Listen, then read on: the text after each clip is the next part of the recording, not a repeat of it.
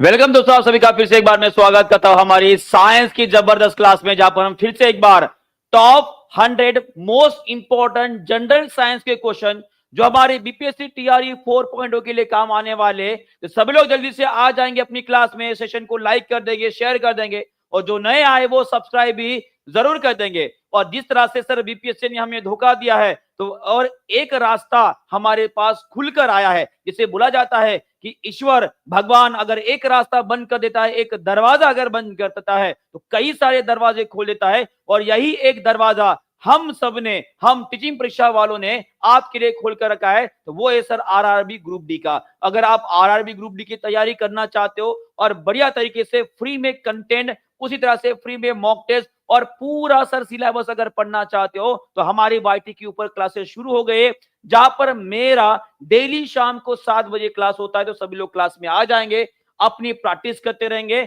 और साथ में आगे बढ़ते रहेंगे, ताकि आप खुद को एक और मौका देख पाओ। ठीक है, चलो तो शुरुआत करते हैं क्लास को। सबसे पहला क्वेश्चन आपके सामने ये रहा, इसका आंसर सब लोग कर देंगे, क्योंकि कल हमने यूपीपीसीएस के बहुत सारे क्वेश्चन सॉल्व किए थे और उसकी वजह से हमारे बहुत सारे क्वेश्चन भी रह गए थे, उनको आज कंटिन्यू करते। चलो बताओ, इसका आंसर करेंगे।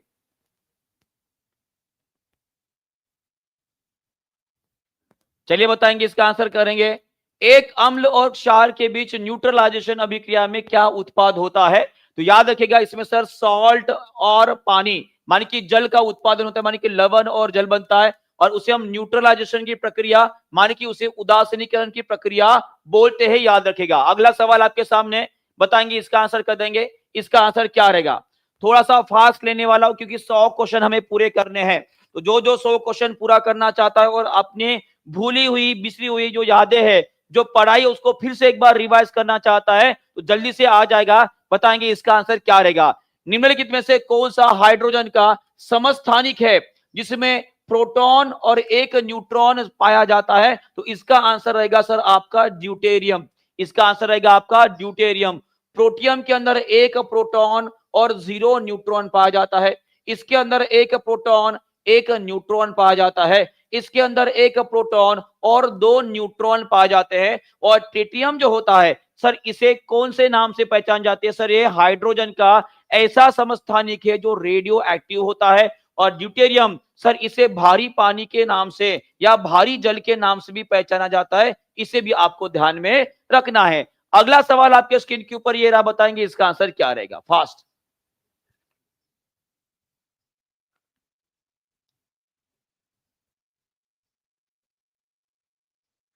चलिए बताइए, मानव पाचन तंत्र का कौन सा भाग पोषक तत्वों के अधिकतम अवशोषण के लिए जिम्मेदार होता है? तो आपका आंसर क्या रहेगा? सभी लोग आंसर करेंगे। तो ये रहेगा हमारा जेजूनम। क्या रहेगा? जेजूनम रहेगा। और ये किसका पार्ट है जी? सर हमारी छोटी आंत का पार्ट होता है। ये छोटी आंत का पार्ट होता है।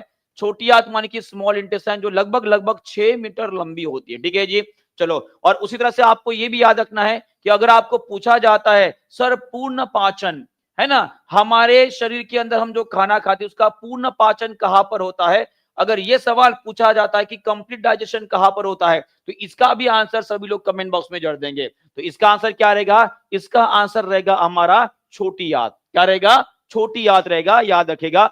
अगला सवाल आपके स्क्रीन के ऊपर ये रहा, बताएंगे इसका आंसर कर देंगे जल्दी जल्दी।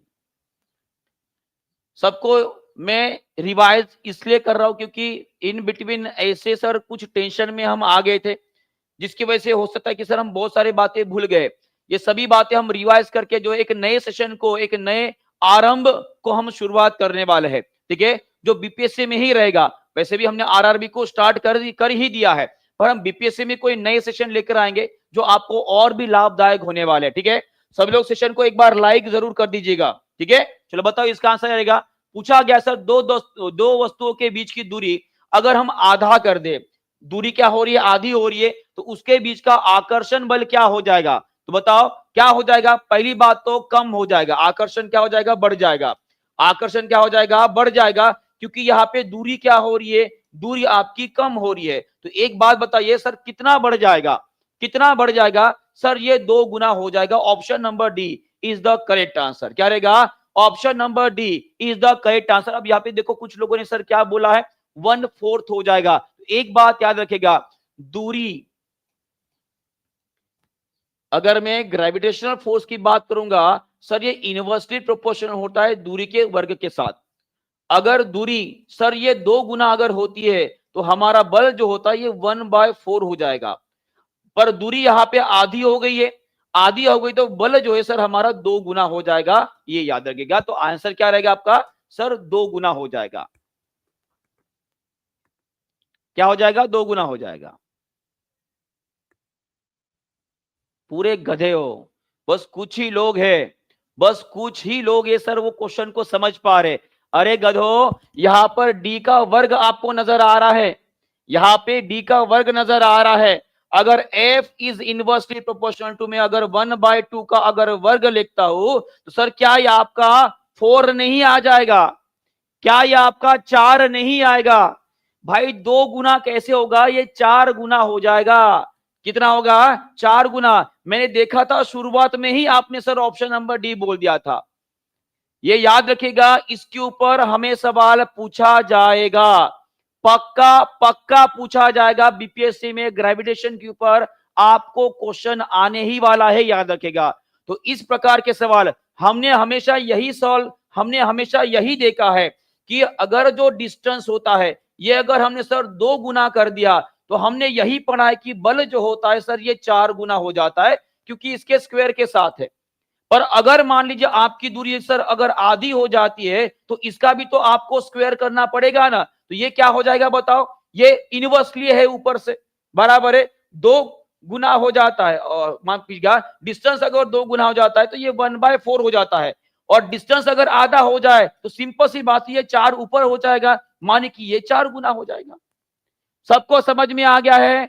हर बार जब कभी भी आंसर कर रहे हो भाई साहब उस टाइम पे एक बार चेक जरूर कर लीजिएगा, क्योंकि जल्दी जल्दी में अक्सर ऐसी गलतियां हो जाती है। डन है? क्लियर है? बहुत बढ़िया, आगे बढ़ते। चलो 5वां सवाल आपके स्क्रीन के ऊपर ये रहा, इसका भी आंसर कर देंगे। इसका आंसर क्या रहेगा बताएंगे? एक गोली को क्षैतिज के साथ एक निश्चित कोण पर अगर दागा जाता है तो उसका पथ क्या रहेगा? सिंपल सी बात है सर, अगर मान लीजिए मैंने यहां से गोली अगर मार दी तो गोली सर ऊपर ऊपर जाएगी और बाद में नीचे आ जाएगी ना। तो ये जो पाथ आपको नजर आ रहा है, ये पूरा मार्ग जो नजर आ रहा है, इसे हम क्या बोलते हैं? इसे बोलते हैं सर पैराबोलिक पाथ बोलते हैं। Option number C is the correct answer. और साथ में आपको ये भी याद रखना है कि यहाँ पे ये जो अंतर है मैक्सिमम कैसे रहेगा? इसे रेंज बोला जाता है, इसे रेंज बोला जाता है। ये मैक्सिमम कब रहेगा? तो याद रखिएगा, यहां पे कोण जब 45 डिग्री का बनेगा, कितने बनेगा? 45 डिग्री के कोण के ऊपर किसी वस्तु को अगर फेंक रहे हो तो वहां पे वो मैक्सिमम डिस्टेंस तक जाएगा, ये याद रखेगा। ठीक है, चलो आगे बढ़ते। अगला सवाल देखो, वही सवाल पूछा गया है। चलिए इस क्वेश्चन का भी आंसर कर देंगे जल्दी से, फास्ट। देखो क्या बोला गया है, एक प्रक्षेप को क्षैतिज के साथ एक कोण पर कम वेग से दागा जाता है, उसकी क्षैतिज सीमा जिसे हम हॉरिजॉन्टल रेंज बोल रहे अधिकतम होगी जब क्षैतिज के साथ वो कितने का कोण बना रहा है। तो मैक्सिमम अगर हॉरिजॉन्टल रेंज हमें चाहिए तो उसके लिए आपका कोण कितना रहेगा सर? 45 डिग्री का रहेगा, 45 डिग्री का रहेगा। क्या रहेगा? और अगर आपको पूछा जाता है कि सर ये हॉरिजॉन्टल रेंज मिनिमम कितना हो सकता है? मिनिमम ये 0 हो सकता है। तो ये कब होगा? जब आपका एंगल कितना रहेगा सर? 0 डिग्री का रहेगा। मान कि हम चीज को ऐसे फेंकेंगे 45 डिग्री में तो ये मैक्सिमम दूरी तक जाएगा, पर इसे अगर आप ऊपर फेंक रहे हो तो ऑब्वियस है, ठीक है, ऊपर अगर फेंक रहे हो तो वो कोण कितना रहेगा? वो 0 रहेगा क्या? नहीं। तो आपको ध्यान रखना, ये 0 नहीं रहेगा, ये रहेगा आपका कितना रहेगा? 90 डिग्री का रहेगा। क्या रहेगा? 90 डिग्री का रहेगा। माने कि सीधा अगर हम जमीन के साथ ये कोण अगर बना रहे हैं तो ये अगर आपका 90 डिग्री का होता है तो उस टाइम पे ये मैक्सिमम हाइट जाएगा। एज क्या रहेगी आपकी? मैक्सिमम मिलेंगी। ये बात आपको ध्यान में रखना है। डन है? कितना रहेगा? 90 डिग्री रहेगा, जहां पर सबसे ज्यादा हाइट, और 45 डिग्री का जहां पे आपको हॉरिजॉन्टल रेंज सबसे ज्यादा मिलेगी। ओके, चलो आगे बढ़ते। 7वां सवाल आपके स्क्रीन के ऊपर ये रहा, इसका भी आंसर कर देंगे। इसका आंसर क्या रहेगा? फास्ट देखो क्या बोला गया है, यदि किसी वस्तु का वेग अगर 2 गुना कर दिए तो उसकी गतिज ऊर्जा में क्या परिवर्तन हो जाएगा? वेग को 2 गुना कर दिया है, सभी को फार्मूला याद आने को ना sir, half m into V square रहेगा। मान कि यहाँ पे हाफ m तो कांस्टेंट है, v की बात अगर ये 2 गुना हमने कर दिया सर, इसका स्क्वायर हो जाएगा, तो ये कितना हो गया, 4 गुना हो जाएगा। तो आपका आंसर क्या आएगा, it will become the 4 times. ये कितना हो गया, 4 गुना हो जाएगा। क्लियर है? चलो जी, बहुत बढ़िया, आगे बढ़ते हैं। अगला सवाल आपके सामने, यदि कोई गतिशील पिंड की अपनी दूरी अगर 3.5 गुना अगर कर लेता है तो उसकी गतिज ऊर्जा के ऊपर क्या असर पड़ेगा। चलो ये, और ये वाला सवाल सर पूछा गया है, ये सवाल 9th-10th के लिए सर पूछा गया है हमारे बीपीएससी में। देखते हैं कितने लोग इस क्वेश्चन का आंसर कर पाते हैं। देखो क्या बोला गया सर, 1.5 गुना हो गई है तो 1.5 का स्क्वायर हो जाएगा। 15 का स्क्वायर कितना होता है सर, 225। 200, हाँ अब देखो यहाँ पे 3 गुना बोलने वाले जितने हैं ना, मार खाओगे भाई। एक बात मुझे बताओ, अभी बताया half M into V square होता है, बराबर है, तो ऑब्वियसली वी स्क्वेयर हमें निकालना है, और वी 1.5 गुना हो गया है। वी कितना हो गया, 1.5 गुना हो गया है। तो 1.5 गुना अगर होता है तो इसका स्क्वायर कितना आएगा, 15 का स्क्वायर 2.25 आ जाएगा। तो कितना हो गया बताओ, 2.25 हो जाएगा ना। समझ पा रहे हो, समझ पा रहे हो सर, स्क्वायर के साथ करना है, हमें स्क्वायर करना है। तो आंसर क्या आएगा, ऑप्शन नंबर सी आएगा। क्या आएगा, option number C is the correct answer. Clear है? चलो आगे बढ़ते हैं। अगला सवाल 9वें नंबर का क्वेश्चन आपके सामने, बताइए, 2 flat mirror are placed at an angle of 60 degree from each other. और ये बहुत ही इंपॉर्टेंट है जी, हमारे एग्जामिनेशन में पूछा जा सकता है। 2 प्रतिबिंबों के बीच का जो, 2 मिरर के बीच का जो एंगल है आपको 60 डिग्री दिया है, और यहाँ पे अगर कोई एक मोमबत्ती या कोई चीज अगर रख देते हैं, मोमबत्ती रख दी है, यहाँ पर बोला गया सर कितने प्रतिबिंब बनेंगे। फार्मूला सबको याद होगा, मैंने अभी अभी इसको बताया भी है। 360 डिवाइड बाय थीटा निकाल लीजिए पहला, 360 डिवाइड बाय 60 अगर कर लेता हो तो ये आ जाता है आपका 6। पर एक बात याद रखिएगा, जब कभी भी इवन नंबर आता है, ये हमारा एक सम संख्या है, इवन नंबर आता है तो इसमें से हमें 1 माइनस करना होता है। 6 माइनस 1 कर दीजिएगा, ये कितना आएगा सर, आपका 5 आंसर आ जाएगा। Option number C is the correct answer. क्या आएगा, option number C is the correct answer. बहुत बढ़िया, आगे बढ़ते हैं। अगला सवाल आपके सामने, solution is acidic if it has. कोई भी सोल्यूशन या कोई भी घोल या कोई भी विलयन क्या अम्लीय कब रहेगा। चलिए आंसर करेंगे सब लोग जल्दी जल्दी, फास्ट, ताकि हम जल्दी जल्दी 100 क्वेश्चन पूरे कर पाए। 20 मिनट हो चुके, हमारे 10 ही क्वेश्चन सॉल्व हुए हैं। बताएंगे इसका आंसर क्या रहेगा। एसिडिक है तो सर क्या रहेगा, मोर H+ आंसर रहेंगे, और जो पीएच मान होता है सर वो कितना रहेगा, वो 7 से कम रहेगा। क्या रहेगा, 7 से कम रहेगा। अगर पीएच मान आपका 7 होता है तो H+ आयंस बराबर आपके OH नेगेटिव आयंस होते हैं, और अगर पीएच मान आपका 7 से अधिक होता है तो OH नेगेटिव आयंस की संख्या H+ आयंस संख्या से ज्यादा रहेगी। सिंपल सी बात है, डन है। चलो आगे बढ़ते हैं। अगला सवाल आपके सामने, बीपीएससी एएसडब्ल्यूएम ऑफिसर 2022 में पूछा गया सवाल है, इसका भी आंसर कर देंगे। बताइए, सब लोग सेशन को एक बार लाइक जरूर कर देंगे एक साथ, ठीक है। बताएंगे, the substances that give the hydroxyl ion, जो हाइड्रोक्सिल आयन देते हैं सर वो कैसे होते बताओ सर, वो रहेंगे आपके बेस रहेंगे। कैसे रहेंगे, बेस रहेंगे, माने कि क्षार रहेंगे।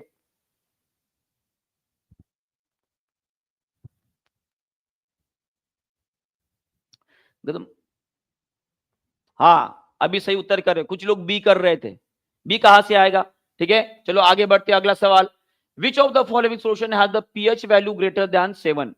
7 से अगर ज्यादा होता है सर, उस सोल्यूशन को हम किस नाम से पहचानते हैं। क्या वो बफर विलयन रहेगा, क्या वो क्षारीय रहेगा, अम्लीय रहेगा, या उदासीन रहेगा। तो आपका आंसर एकदम सिंपल सा है सर, ये कैसे होता है, क्षारीय होता है। मान की कैसे होता है, अल्कलाइन रहेगा। कैसे रहेगा, अल्कलाइन रहेगा। आगे बढ़ते, एक क्षारीय विलयन में क्या होते हैं, तो सिंपल सा अभी अभी हमने आंसर किया है। क्षारीय अगर है सर, OH नेगेटिव आयंस की संख्या, मान की हाइड्रोक्सिल आयंस की संख्या कैसी रहेगी, ज्यादा रहेगी, ठीक है।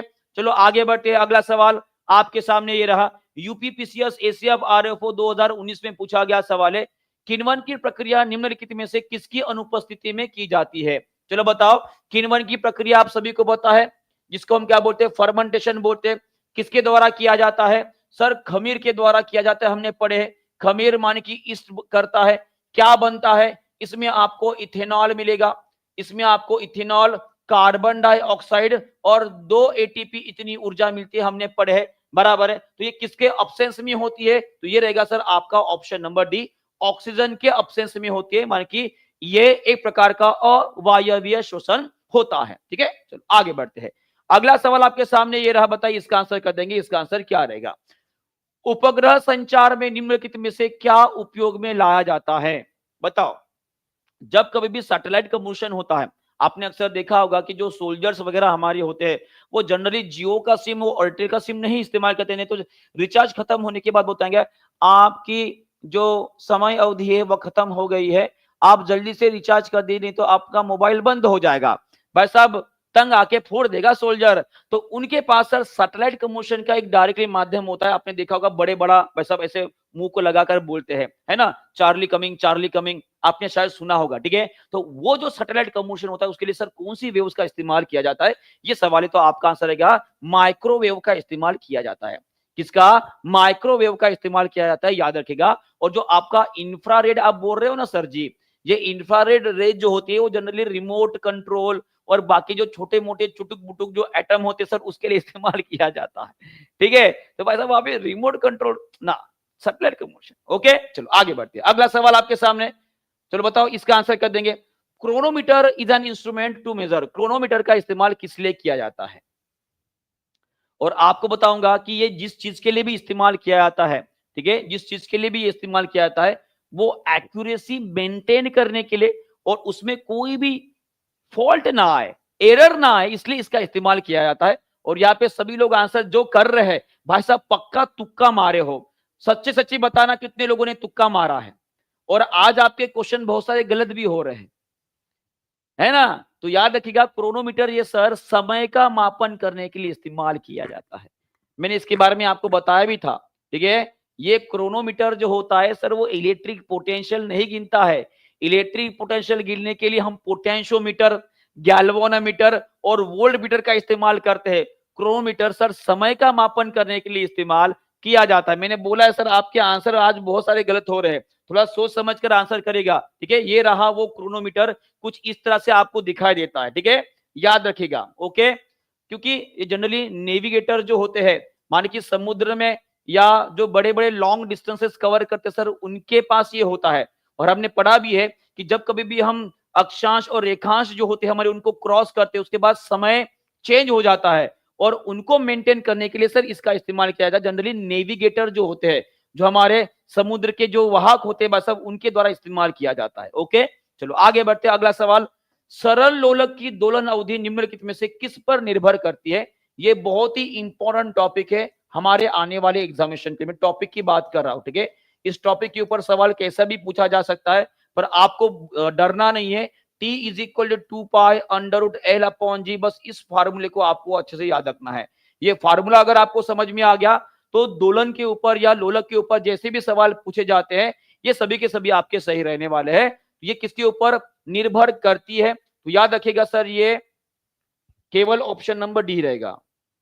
क्या रहेगा? Option number D is the correct answer.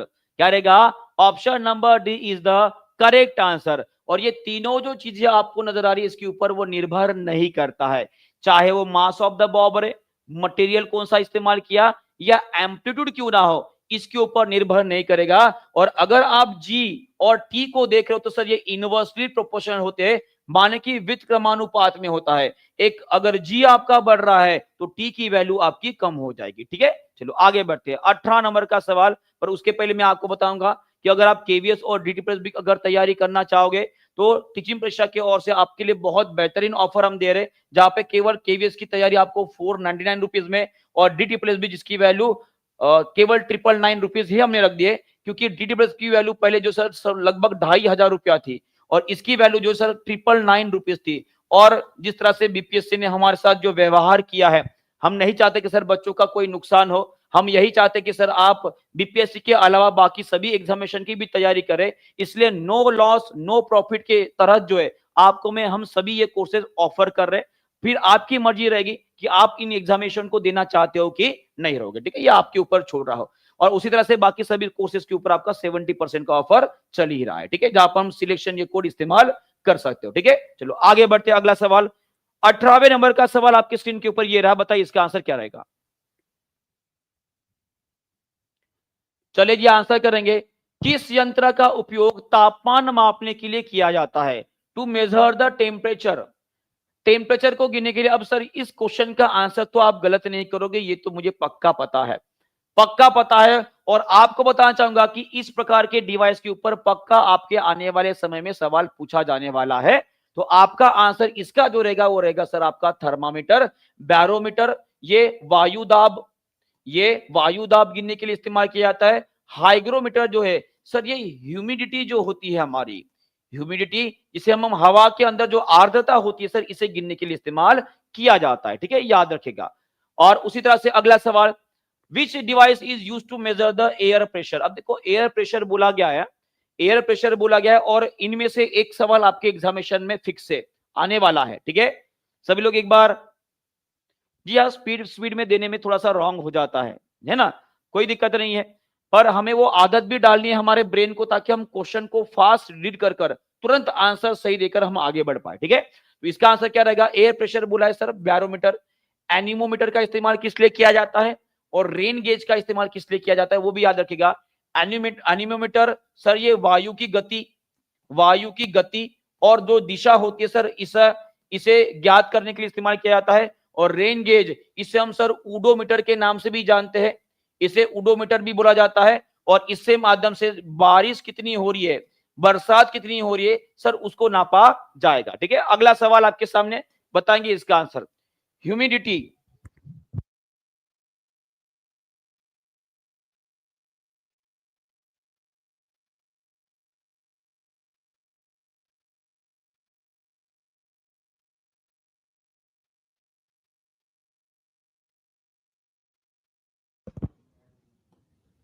चलिए बहुत बढ़िया, सभी का आंसर आ रहा है सर, ये रहेगा आपका हाइग्रोमीटर। क्या रहेगा, हाइग्रोमीटर रहेगा। बैरोमीटर रेंज तो हमने देख ही लिया है। चलो आगे बढ़ते हैं, अगला सवाल, रेनफॉल गिनने के लिए किसका इस्तेमाल किया जाता है। रेनफॉल अभी अभी हमने बताया, तो किसका इस्तेमाल करेंगे सर, हम इस्तेमाल करेंगे रेन गेज का इस्तेमाल करेंगे। और इसका दूसरा नाम भी आपको मैंने बताया है, इसको ओडोमीटर के नाम से भी पहचाना जाता है। बहुत बढ़िया, आगे बढ़ते अगला सवाल, विंड स्पीड गिनने के लिए किसका इस्तेमाल किया। फास्ट, जल्दी जल्दी सभी के, जल्दी जल्दी हमें रिवीजन करने हैं, 100 क्वेश्चन पूरे करने हैं। बताइए इसका आंसर क्या रहेगा, जल्दी जल्दी फास्ट। तो क्या रहेगा इसका आंसर, विंड स्पीड बोला गया है तो एनीमोमीटर। क्या रहेगा, एनीमोमीटर। आगे बढ़ते हैं, अगला सवाल, सूक्ष्म जीवों को देखने के लिए किस यंत्र का प्रयोग किया जाता है। तो माइक्रोस्कोप, हाँ माइक्रोस्कोपिक ऑर्गेनिज्म। बताओ सर, नाम में ही आंसर लिखा गया है, नाम में ही आंसर लिखा गया है, तो इसका आंसर क्या रहेगा सर, माइक्रोस्कोप। कोई मुझे बता सकता है कि सर माइक्रोस्कोप का इन्वेंशन करने वाले वैज्ञानिक कौन थे। माइक्रोस्कोप का इन्वेंशन करने वाले वैज्ञानिक तो नहीं बोलूंगा उनको, पर खोज करने के बाद वो वैज्ञानिक बनने, एक साधारण से इंसान जो चश्मा बनाने का काम करते हैं। और मुझे लगता है कि जितने भी बच्चे हमारे पेड क्लास में पढ़ते हैं वो सभी लोग एक बार आंसर जरूर बता देंगे कि माइक्रोस्कोप, जिसे कंपाउंड माइक्रोस्कोप भी बोलते हैं, जो सूक्ष्म जीवों को देखने के लिए इस्तेमाल किया जाता है, हाँ झाचारियस एंड जॉनसन। झाचारियस एंड जॉनसन ये दो ऐसे इंसान हैं, एक पिता और एक पुत्र है, जिन्होंने किसकी खोज की, माइक्रोस्कोप की खोज की थी। याद रखेगा, डन है, क्लियर है। चलो बहुत बढ़िया, आगे बढ़ते हैं, अगला सवाल बताएंगे इसका आंसर, मानव शरीर की ध्वनियों जैसे धड़कन को सुनने के लिए कौन से यंत्र का प्रयोग किया जाता है। चलो बताओ, स्टेथोस्कोप रहेगा, थर्मोमीटर रहेगा, या बैरोमीटर होता है। तो आपका आंसर क्या आना चाहिए, जल्दी से आंसर करेंगे। उसे हम स्टेथोस्कोप बोलते हैं। क्या बोलते हैं, स्टेथोस्कोप बोलते हैं। माने कि option number A is your correct answer. और स्टेथोस्कोप कौन से सिद्धांत पे काम करता है, ये पूर्ण आंतरिक परावर्तन के ऊपर काम करेगा। किसके ऊपर, पूर्ण आंतरिक परावर्तन के ऊपर काम करेगा। डन है, चलो बहुत बढ़िया, आगे बढ़ते हैं। अगला सवाल आपके सामने ये रहा, पहला कृत्रिम जीन किसके द्वारा उत्पन्न किया गया था। पहला आर्टिफिशियल जीन कौन से वैज्ञानिक द्वारा बनाया गया था। तो इसका सीधा सीधा आंसर रहेगा सर, वो है कि हमारे हरगोविंद खुराना जी थे। कौन थे, हरगोविंद खुराना जी थे। ये भी आपको ध्यान में रखना। यहां तक क्लियर है सभी को। चलिए बहुत बढ़िया, चलो बहुत बढ़िया, एक एक मिनट रुकिए सर। मैंने जो अभी हम केवीएस का कोर्स हमने जो बोला था, ठीक है, केवीएस का कोर्स हमने जो 499 में बोले थे सर, वो ऑफर खत्म हो चुका है। अब केवीएस का कोर्स जो सर आपको 799 रुपीज में मिलने वाला है। ठीक है, हमने इतने दिन से सर आपसे रिक्वेस्ट की कि सर अब और कोई एक कोर्स की भी तैयारी करना शुरू कर दीजिएगा, तो याद रखिएगा केवीज का कोर अभी 499 का नहीं रहा है, ठीक है, ये अभी 799 का हो गया है, ठीक है, याद रखिएगा। आगे बढ़ते हैं, और ये रहा है हमारे डॉक्टर हरगोविंद खुराना जी, जिन्होंने 1972 में कृत्रिम जिन बनाकर एक नई खोज कर दिखे थे, ठीक है। चलो आगे बढ़ते हैं, अगला सवाल बताएंगे इसका आंसर क्या रहेगा। फास्ट कौन सा रेडियोधर्मी समस्थानिक आमतौर पर कैंसर के लिए विकिरण चिकित्सा में प्रयोग किया जाता है? कैंसर की बात हो रही है तो कैंसर के लिए कौन सी रेडियो एक्टिव थेरेपी की जाती है? सोडियम 24, आर्सेनिक 74 या कोबाल्ट 60 रहेगी। तो इसका आंसर भी सभी लोग कर देंगे जल्दी से। सभी को पता है सर कोबाल्ट 60 का इस्तेमाल किया जाता है। और आपको मैं पूछना चाहूंगा कि ये सर कोबाल्ट नाम का जो धातु आपको नजर आ रहा है, ठीक है, ये हमारे कौन से विटामिन में पाया जाता है? हमारे कौन से विटामिन में पाया जाता है? देखते कितने लोग इस क्वेश्चन का आंसर कर पाते हैं। सभी लोग कमेंट बॉक्स में जल्दी जल्दी आंसर करेंगे कि ये कोबाल्ट नाम का जो सर मूलद्रव्य है हमारे कौन से विटामिन में पाया जाता है। तो आपका आंसर आएगा सर वो साइकोकोबैलामाइन होता है, माने कि B12 विटामिन होता है। कौन सा होता है? B12 विटामिन होता है, ठीक है। और यहाँ पर बाकी सब चीजों का भी हमने यहाँ पे विवरण दिया है। जैसे यहाँ पे अगर मैं बोलूंगा सर आयोडीन 131 जो होता है ये जनरली हमारे थायराइड ग्रंथि की या हमारे ब्रेन के अंदर अगर कोई ट्यूमर आ जाती है सर उसके लिए ट्रीटमेंट के लिए इस्तेमाल किया जाता है। उसी तरह से आयरन 59 करके उसका आयरन का भी एक रेडियो आइसोटोप होता है जो जनरली एनीमिया के निदान के लिए इस्तेमाल किया जाता है। ये भी आपको याद रखना है, कुछ कुछ जो बातें आपको ध्यान में रखनी है, ठीक है। चलो, और उसी तरह से जैसे मैंने आपको बताया सर पहले भी कि आरआरबी ग्रुप डी का हमने कोर्स लॉन्च कर दिया जो आपको पूरी तरह से फ्री में हम प्रोवाइड कर रहे हैं। जो डेली शाम को 7 बजे मेरी साइंस की क्लास होती है, ठीक 7 बजे जरूर आ जाइएगा ताकि आपकी आरआरबी ग्रुप डी की जो आने वाली जो एग्जामिनेशन रहेगी, जो नवंबर एग्जामिनेशन नवंबर मंथ में होने वाली है और दिसंबर महीने में एक बहुत बड़ी वैकेंसी ग्रुप डी की आने वाली है, तो उसकी पूरी तैयारी हम अभी से शुरुआत कर रहे हैं ताकि आने वाले समय में आपको और बेहतर तैयारी हम करवा पाए, ठीक है। तो आ जाएगा 7 बजे, ठीक है। चलो आगे बढ़ते हैं, अगला सवाल 27 नंबर का सवाल आपके सामने स्क्रीन के ऊपर ये रहा, बताएंगे इसका भी आंसर। चलो बताओ इसका आंसर कर देंगे, बताएंगे एक कार बैटरी में प्रयुक्त विद्युत अपघट्ट क्या होता है? माने कि इलेक्ट्रोलाइट करके किसका इस्तेमाल किया जाता है? और मुझे पक्का पता है सर यहाँ पे आप आंसर बिल्कुल सही बात की है सर, सल्फ्यूरिक एसिड का इस्तेमाल किया जाता है। और सल्फ्यूरिक एसिड को सर औद्योगिक अम्ल के नाम से भी जाना जाता है, इसे इंडस्ट्रियल एसिड या औद्योगिक अम्ल के नाम से भी जाना जाता है क्योंकि ये मैक्सिमम तौर पर मैक्सिमम चीजों के ऊपर जो इस्तेमाल किया जाता है, ठीक है। चलो आगे बढ़ते हैं, अगला सवाल आपके सामने ये रहा, बताएंगे इसका आंसर क्या रहेगा। जब किसी वस्तु को भूमध्य रेखा से ध्रुव की ओर लिया जाए, हमारी पृथ्वी, ये हमारी भूमध्य रेखा और ये हमारा पोल, अगर किसी वस्तु को यहां से उठाकर अगर यहां पर लेकर जा सकता है तो उसके भार में क्या असर होगा? उसका भार मान की वेट की बात हो रही है, तो वेट क्या हो जाएगा सर? बढ़ जाएगा, कम हो जाएगा, क्या हो जाएगा? बढ़ जाएगा, कम हो जाएगा या समान रहेगा? तो आपका आंसर ये रहेगा, हमने ये पढ़ा है सर, यहाँ पे जी की वैल्यू मिनिमम होती है और यहाँ पे जी की वैल्यू मैक्सिमम होती है। अगर मैं अर्थ सरफेस की बात करूंगा, अगर जी की वैल्यू बढ़ रही है तो सर हमारा भार भी बढ़ जाएगा। कहने का मतलब है आपका आंसर क्या रहेगा? ऑप्शन नंबर ए रहेगा। क्या रहेगा? ऑप्शन नंबर ए रहेगा। कितने लोगों ने सही आंसर किया एक बार कमेंट बॉक्स में हाथ खड़ा कर देंगे। भार की, अर्णव जी पहले ही आपने आंसर बिल्कुल सही दिया था, पहले आपका आंसर सही था। W इज इक्वल टू क्या होता है? W इज इक्वल टू होता है M इंटू जी होता है। और हमने क्या पढ़ा सर? मास माने कि द्रव्यमान कभी नहीं बदलता। अब यहाँ पे आपको दिखा दे रहा है जो वेट होता है, भार होता है, वो सीधे अनुपात में आपके जी के साथ रहेगा। अगर जी की वैल्यू अगर बढ़ रही है तो ऑब्वियसली आपका W भी बढ़ जाएगा। तो अगर मैं भूमध्य रेखा से अगर पोल की तरफ जा रहा हूं, है ना, भूमध्य रेखा से अगर पोल की तरफ जा रहा हूं तो मेरी जी की वैल्यू बढ़ रही है। अगर जी अगर बढ़ रहे तो ऑब्वियसली हमारा क्या होगा सर? वेट भी बढ़ जाएगा। ओके, तो आगे बढ़ते हैं, अगला सवाल बताएंगे। भूकंप की तीव्रता का मापन किस मशीन द्वारा किया जाता है? The intensity of an earthquake is measured by which instrument? Seismograph का इस्तेमाल, बैरोमीटर का इस्तेमाल या मैनोमीटर का इस्तेमाल किया जाएगा? सभी लोग कमेंट बॉक्स में लिखेंगे। अब ये सभी बातें आपको ध्यान रखनी है, इसमें सिस्मोग्राफ का इस्तेमाल किया जाता है, ठीक है। चलो आगे बढ़ते, और उसी तरह से आपको ये भी ध्यान में रखना है कि भूकंप में कौन सी तरंगे पैदा होती है, उनको हम सिस्मिक वेव बोलते हैं, जो कि एक प्रकार की इंफ्रासोनिक वेव होती है। कौन सी होती है? इंफ्रासोनिक वेव होती है। ये बात आपको ध्यान में रखना है।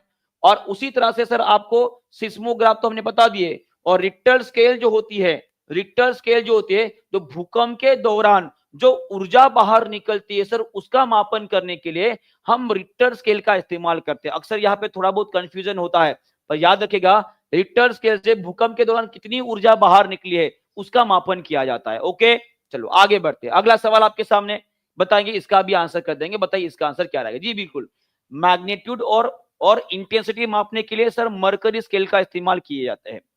इंटेंसिटी के लिए मरकरी स्केल का इस्तेमाल किया जाता है। ठीक है, बताइए विमान में ऊंचाई मापने के लिए सर किस यंत्र का इस्तेमाल किया जाता है? सर ये कौन सा क्वेश्चन है? पहली बात तो इस क्वेश्चन को आप ऑप्शन एलिमिनेशन से ही सॉल्व कर सकते हो, ना ही बैरोमीटर का इस्तेमाल करेंगे और ना ही इसका। तो ये कुछ नया है, और आपको बताओ सर ये भी आपका आंसर सही रहेगा। इसे हम अल्टीमीटर के नाम से जानते हैं, जो कौन से सिद्धांत पे काम करता है? ये P is equal to rho G into H इस सिद्धांत पे काम करता है। ठीक है, चलो आगे बढ़ते। अगला सवाल, भूकंपीय तरंगों को किस प्रकार की तरंगों के रूप में वर्गीकृत किया जाता है? चलो बताओ, इसका भी आंसर कर देंगे। बताइए इसका आंसर क्या रहेगा? सभी लोग एक बार सेशन को लाइक जरूर कर देंगे, है ना? सभी लोग एक बार सेशन को लाइक जरूर कर देंगे कि भूकंपीय तरंगों को किस प्रकार की तरंगों में नापा जाता है। तो आपका आंसर रहेगा एक प्रकार की मैकेनिकल वेव होती है। सर मैकेनिकल वेव मतलब क्या होती है? जिनको किसी माध्यम की आवश्यकता होती है, जिसको किसी माध्यम की आवश्यकता होती है, और यहाँ पे जो सर तरंगे पैदा होती है उसको हम सिस्मिक वेव बोलते हैं।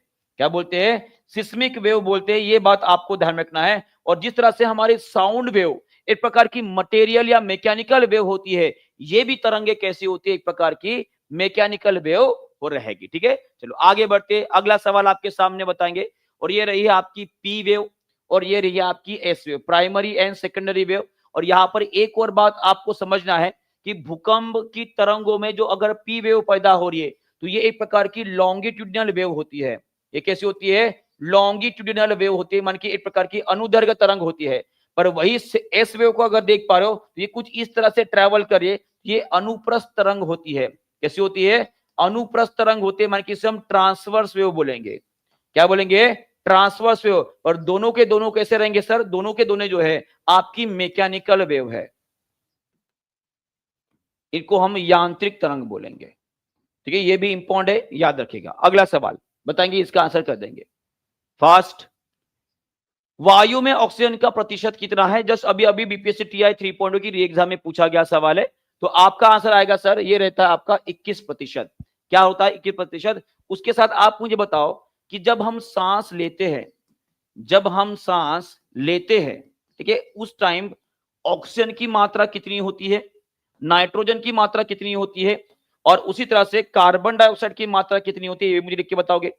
अब जब हम सांस छोड़ते हैं, जब सांस छोड़ते हैं, ठीक है, तो उस टाइम पे उसकी मात्रा कितनी रहेगी, ये सवाल और ये जो टेबल आपको बता रहा हूं सर, ये बहुत ही ज्यादा इंपॉर्टेंट है, ध्यान रखिएगा, ये इंपॉर्टेंट है, आने वाले एग्जामिनेशन में पूछा जा सकता है। तो सभी लोग एक बार कमेंट बॉक्स में करेंगे, सांस जब हम लेते हैं तो सर इसमें ऑक्सीजन की मात्रा 21% होती है, जब सांस छोड़ते हैं ऑक्सीजन 16% होता है। नाइट्रोजन जब सांस लेते हैं लगभग 79% हमारा नाइट्रोजन होता है, जब सांस छोड़ते हैं तो उसमें भी लगभग 79% हमारा नाइट्रोजन होता है। पर वही अगर मैं कार्बन डाइऑक्साइड की बात करूंगा तो ये 0.04% के आसपास होता है, और जब सांस छोड़ते हैं तो ये लगभग 4% के आसपास हो जाता है। ठीक है, तो अगर आपको पूछा जाता है सर सांस लेते और जब छोड़ते हैं तो कौन सी वायु के प्रतिशत नहीं बदलते, नहीं बदलते, चलो बताओ इसका आंसर सभी लोग एक साथ कमेंट बॉक्स में लिख देंगे। सर अगर आपको पूछा जाता है कि जब हम सांस ले रहे हैं और जहां सांस छोड़ रहे हैं तो कौन से वायु के प्रतिशत नहीं बदल रहे, तो यहाँ पे सीधा सीधा नजर आ रहा है कि नाइट्रोजन की मात्रा पहले भी उतनी थी, बाद में भी उतनी थी, मान के आंसर आपका आएगा सर नाइट्रोजन। ठीक है, चलो आगे बढ़ते। अगला सवाल आपके सामने, मानव गुर्दे की कोशिका में लिंग गुणसूत्र की संख्या कितनी होती है? ये बीपीएससी टीआरई 2.0 में पूछा गया सवाल है। ठीक है, 2.0 में पूछा गया सवाल है। आंसर कर देंगे, बताइए इसका आंसर क्या रहेगा। तो आपका आंसर रहेगा कि हम हमारे मानव शरीर में सर 46 क्रोमोसोम होते हैं, माने कि 23 जोड़ियां होती है। कितनी होती है? 23 जोड़ियां होती है। इसमें से 22 जोड़ियां मेल और फीमेल दोनों में समान होती है, पर एक जोड़ी ऐसी होती है सर दोनों को अलग करता है, तो ये होती है हमारी एक जोड़ी। ठीक है, एक जोड़ी होती है। अगर मैं फीमेल की बात करूंगा तो इसमें एक्स एक्स क्रोमोसोम होता है, अगर मैं मेल की बात करूंगा इसमें एक्स वाई क्रोमोसोम रहेगा। ओके, चलो बहुत बढ़िया, आगे बढ़ते। अगला सवाल, वायुमंडल की किस परत में हवाई जहाज उड़ता है? सर 3.0 में आया हुआ सवाल है, 3.0 में आया हुआ सवाल है। सभी लोग क्वेश्चन का आंसर जल्दी से मुझे लगाकर बताई देंगे, बताएंगे इसका आंसर क्या रहेगा। In which layer of the atmosphere do aeroplanes fly? मध्यमंडल, क्षोभ मंडल या समताप मंडल रहेगा? मध्यमंडल, क्षोभ मंडल या समताप मंडल रहेगा। तो आपका आंसर आएगा सर वो स्ट्रेटोस्फीयर में उड़ता है। क्यों उड़ता है? तो यहाँ पे सर बादल, बिजली, बरसात, पानी नहीं होती है। क्या नहीं होती है? बादल, बिजली, बरसात, पानी यहाँ पर नहीं होते हैं। बादल, बिजली, बरसात जो भी है सर इसमें, माने कि जो हमारे वेदर के रिलेटेड जो भी एक्शंस होते हैं, मान कि जो वातावरणीय घटनाएं होती है, वो स्ट्रेटोस्फीयर में नजर नहीं आती। ठीक है, और उसके साथ आपको ये भी ध्यान रखना कि स्ट्रेटोस्फीयर में सर ओजोन की परत भी पाई जाती है, जो लगभग 30 किलोमीटर से लेकर हमारे 35 किलोमीटर के बीच में पाई जाएगी। ठीक है, चलो आगे बढ़ते हैं। अगला सवाल, ये नहीं होता है, ठीक है, याद रखिएगा। अगला सवाल बताएंगे, ये बाकी सब चीजें तो हमने वैसे भी डिटेल में पढ़ चुके हैं। ठीक है, चलो अगला सवाल, ऊर्जा का गैर पारंपरिक स्रोत कौन सा है? बताइए, विच of the following is a non conventional source of energy? कौन सा एक ऊर्जा का non conventional source of energy है? तो आपका सीधा सीधा उत्तर यहाँ पे आ जाएगा, और मुझे लगता है कि सही हर कोई इसका आंसर आसानी से दे देगा।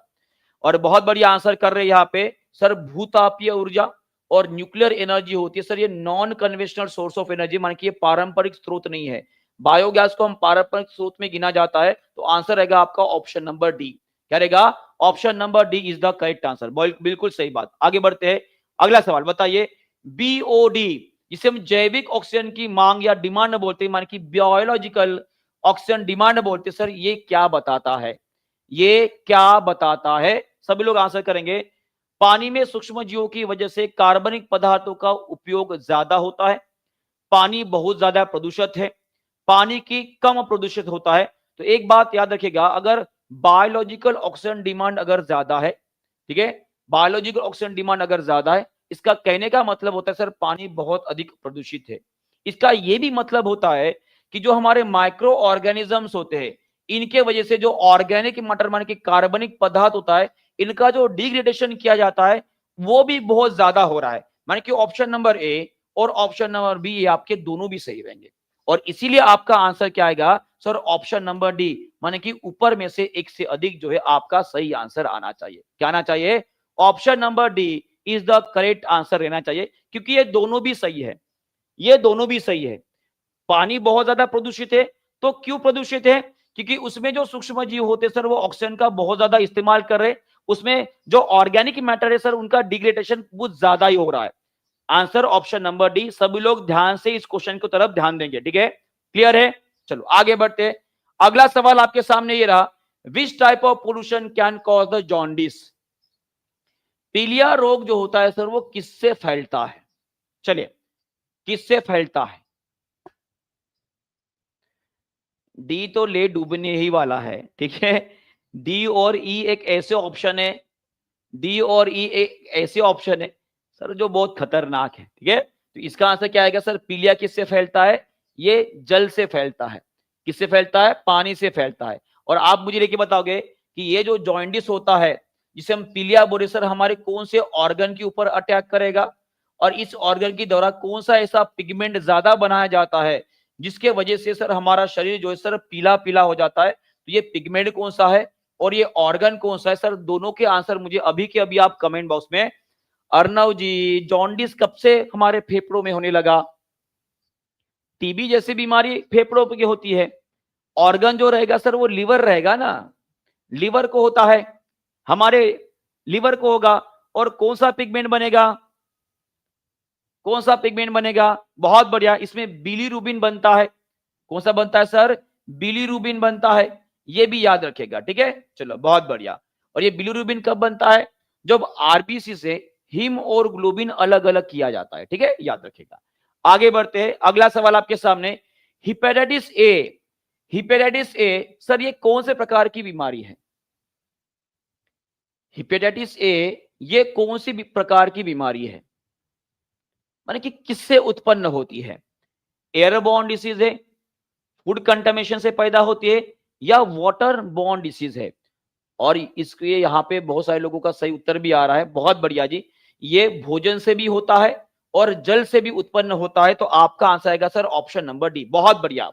और यहाँ पे जितने भी लोगों ने ऑप्शन नंबर डी को क्लिक किया है, भाई साहब सलाम है। मुझे लग रहा था कि आप सभी लोग जो है सर केवल जल के बारे में लिखोगे, पर ये भोजन, प्रदूषित भोजन से भी फैलती है, ये भी आपको अच्छे से समझ में आ गया। ठीक है, चलो आगे बढ़ते, इस क्वेश्चन का आंसर कर देंगे कि सर मल के द्वारा जो प्रदूषित पानी में मछलियों की मृत्यु हो जाती है, वो किसके कारण होती है? अब ये सवाल भी हमारे बीपीएससी में आया हुआ है। ठीक है, ये सवाल भी बीपीएससी में आया हुआ है, और इस सवाल ने भी बहुत सारे लोगों को भाई साहब सदमे में डाल दिया था। तो इसका आंसर क्या रहेगा? तो मछलियां मरने के कई कारण हो सकते हैं प्रदूषित पानी में। ऑक्सीजन की कमी हो सकती है, जो पैथोजन की संख्या रहेगी सर वो बढ़ जाएगी, और इनके गलफड़े जो है सर मल के कारण भर जाएंगे, और उसकी वजह से वो ऑक्सीजन ढंग से नहीं ले पाएंगे। तो ये तीनों के तीनों जो ऑप्शन नजर आ रहे हैं सर, तीनों के तीनों आपके बिल्कुल सही जो ऑप्शन दिए गए हैं, और इसीलिए आपका आंसर क्या आएगा सर? ऑप्शन नंबर डी आएगा। क्या आएगा? Option number D is your correct answer. क्या रहेगा? Option number D is the correct answer. ठीक है, चलो आगे बढ़ते हैं। अगला सवाल आपके सामने ये रहा, विच of the following is a pollution induce disorder? माने कि जो प्रदूषण के वजह से पैदा होता है सर, ऐसी कौन सी बीमारी आपको नजर आ रही है?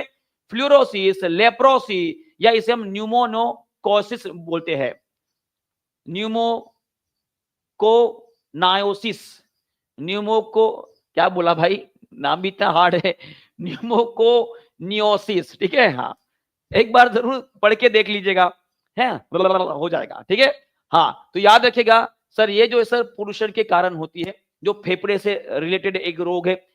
फ्लोरोसिस जो होता है सर, ये फ्लोरीन के कारण भी होता है। ठीक है, फ्लोरीन के कारण होता है, मिनरल के कारण हो रहा है। लेप्रोसिस जो होता है, इसे हम क्या बोलते हैं सर? कुष्ठ रोग के नाम से जाना जाता है, और ये एक प्रकार की जीवाणुजन्य बीमारी है। ठीक है, तो आपका आंसर क्या आएगा बताओ? इसका आंसर आएगा फ्लोरोसिस और न्यूमोकोनियोसिस। ऑप्शन नंबर डी, फिर से एक बार, क्या आएगा?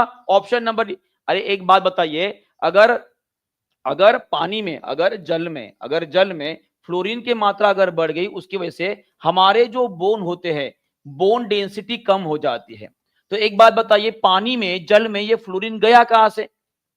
तो ये जल का प्रदूषण है ना, जल का प्रदूषण है। और न्यूमोनोकोसिस जो होता है, जो फ्लोरीन और बाकी सिरेमिक, सिलिकॉन, ये जो पार्टिकल्स होते हैं, जिसे हम पार्टिकुलेटेड मैटर बोलते हैं, ठीक है, पीपीएम, ठीक है, उनके वजह से होता है। तो ये जो हो रहा है सर, ये वायु प्रदूषण के कारण हो रहा है, और ये जो होता है सर, ये जल प्रदूषण के कारण हो रहा है। पर यहाँ पे नहीं पूछा गया है कि कौन से प्रकार का पोल्यूशन है। अगर वायु प्रदूषण बोला जाता तो आपका न्यूमोकोनियोसिस, और दूसरा जो होता है सर, अगर जल प्रदूषण अगर पूछा जाता तो इसका आंसर आएगा आपका फ्लोरोसिस। क्लियर है जी? डन है जी? अर्णव जी बिल्कुल हम वो भी कर देंगे, कोई दिक्कत नहीं। ठीक है, एक एक करके सभी कुछ कर लेंगे। पर अभी तक हमने जितने भी क्वेश्चंस पढ़े, जो लगभग 2000-3000 के आसपास हमने क्वेश्चन पढ़ चुके हैं। ठीक है, तो ये पूरा दिवाली तक जो है हम इन सभी क्वेश्चंस को रिवाइज कर लेंगे, और दिवाली की बात सर हम नए टॉपिक से शुरुआत करेंगे। तो दिवाली अच्छे से मना लीजिएगा, और ऐसे मान लीजिएगा कि इस बार की दिवाली मेरी आखिरी दिवाली रहेगी, जो मेरे अपने माता पिता के पैसों से मना रहा हूं, या भाई बहन से पैसे मांगकर मना रहा हूं। ये खुद से वादा कर लीजिएगा इस बार दिवाली में, कि अगली दिवाली जब भी मनाऊंगा ना, उस टाइम दिवाली का पूरा खर्चा मैं उठाऊंगा। कितने लोग सहमत है मेरे बात से? एक बार हाथ खड़ा कर देंगे। कितने लोग सहमत है मेरे बात से? एक बार हाथ खड़ा कर देंगे। कितने लोग सर ये चाहते हैं कि भलाई इस बार ठीक है, इस बार मैं दिवाली मनाऊं या ना मनाऊं? अगर मनाता हूं तो मेरी आखिरी दिवाली रहेगी जो किसी और के पैसे से मना रहा हूं। पर अगली बार दिवाली जब भी मनाओगे, खुद के पैसे से, और पूरा खर्चा आप करोगे। ठीक है, खुद से वादा कर लेना। और जब दिवाली के समय जब लक्ष्मी माता की पूजा करोगे तो लक्ष्मी माता से वही मांगना कि बस मुझे मेहनत करने की ताकत देना ताकि आपको मैं खुश कर सकूं। समझ पा रहे हो? ध्यान रखिएगा, ठीक है। चलो यहां पे क्या पूछा गया है, which of the following instrument is use to identify. अब भाई साहब ये सवाल इतना खतरनाक है, यहां पे एक शब्द डाल दिया सर, आइडेंटिफाई करने के लिए किसका इस्तेमाल किया जाता है, और यहां पे एक और शब्द डाल दिया उसने, स्मॉल करंट भी बोल दिया। आइडेंटिफाई स्मॉल करंट मान की रहेगा गैल्वेनोमीटर। क्या रहेगा? गैल्वेनोमीटर। कितने लोगों ने सही आंसर किया बताओ एक बार।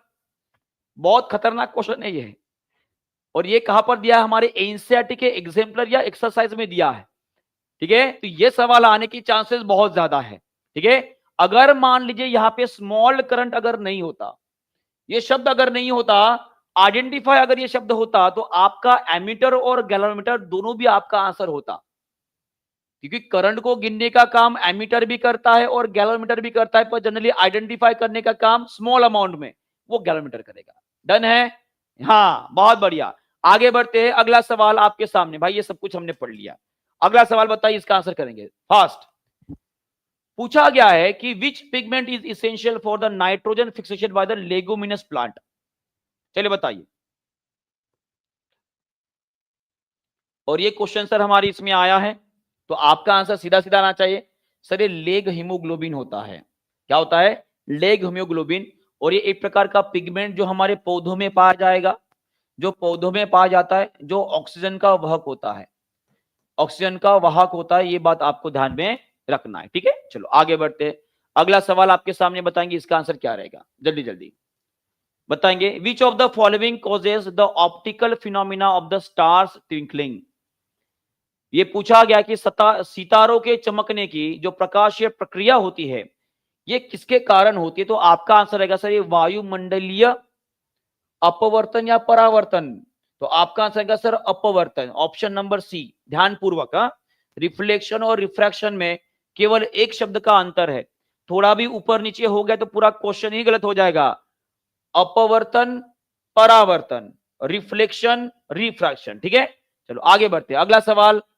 हाँ, ये भी सवाल पूछा गया सर, 2.0 में आया हुआ सवाल है, बताएंगे इसका आंसर क्या रहेगा।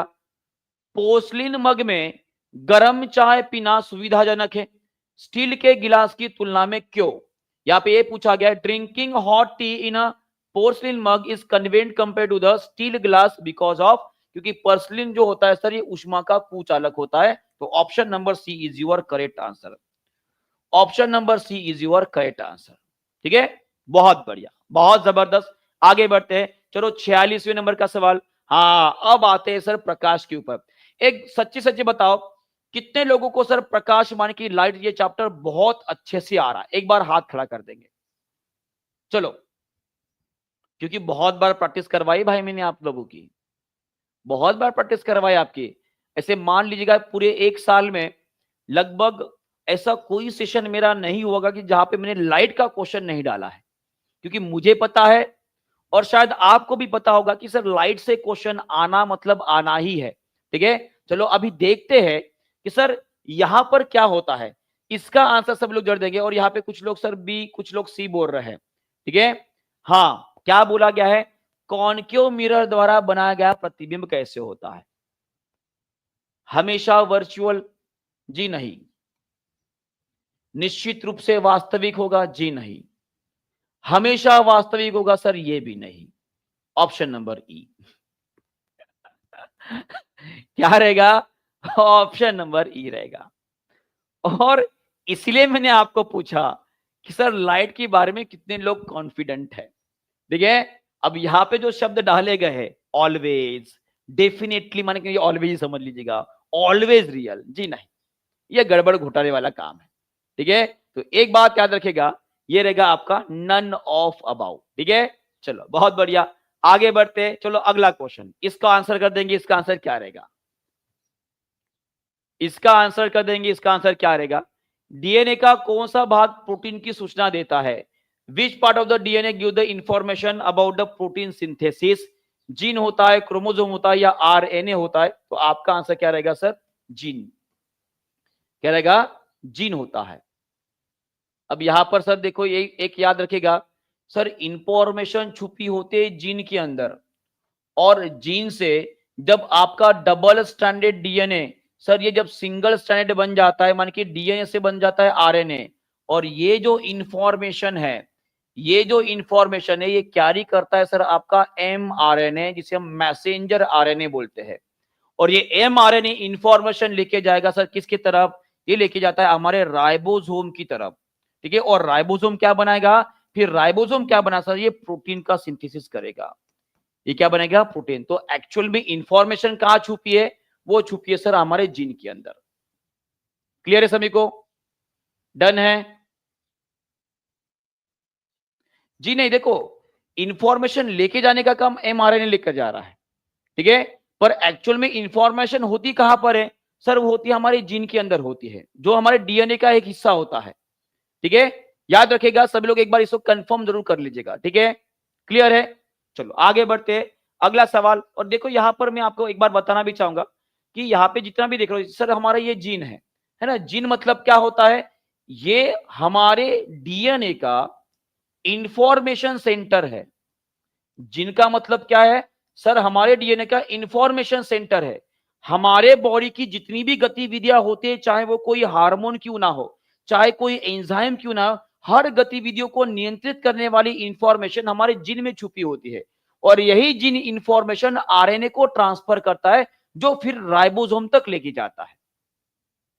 क्लियर है? अभी सीक्वेंस समझे ना, सीक्वेंस समझिए, समझ में आ रहा है, समझ में आ रहा है। एक बात बताइए, एक बात मुझे बताइए, अगर मान लीजिए अभी दिवाली का दिन है, थोड़ा सा इजी तरीके से बताओ, हमारे पास अभी दिवाली का दिन है, ठीक है, और जो कुरियर वाला है, जो कुरियर वाला है सर, आपके पास एक मोबाइल लेकर आया, ठीक है, और आपने इस मोबाइल को रख लिया। फिर आप कुरियर वाले से पूछोगे कि मोबाइल किसने भेजा, उसको भी पूछने की जरूरत नहीं है, वैसे भी कुरियर पे लिखा रहेगा। तो आपको पता चलता है कि सर ये कुरियर आपके बड़े भाई ने भेजा है। किसने भेजा है, अपने बड़े भाई ने भेजा है, जो यूएसए में रह रहा है, ठीक है। तो एक बात बताइए, एक बात बताइए, ये मोबाइल लाने वाला कौन है, भेजने वाला कौन है, ये मोबाइल भेजने वाला कौन है? तो आप बोलोगे सर ये तो आपके बड़े भाई है। आपके कौन है, बड़े भाई है। सर ये मोबाइल आप तक लाने वाला कौन है? तो आप बोलोगे सर कुरियर वाला है। ये जो बड़े भाई है सर, ये हमारे जीन हो गए, और ये कुरियर जो है तो सर हमारा ये एमआरएनए है। अभी बात क्लियर हो गई क्या? अभी बात क्लियर हो गई? अभी बात क्लियर हो गई? इंफॉर्मेशन किसके पास है, जीन के पास, और ये भेज किसके रहा माध्यम से, कुरियर के माध्यम से। क्लियर है अभी? चलो क्लियर है, ओके। चलो आगे बढ़ते, अगला सवाल बताएंगे, इसका आंसर कर देंगे।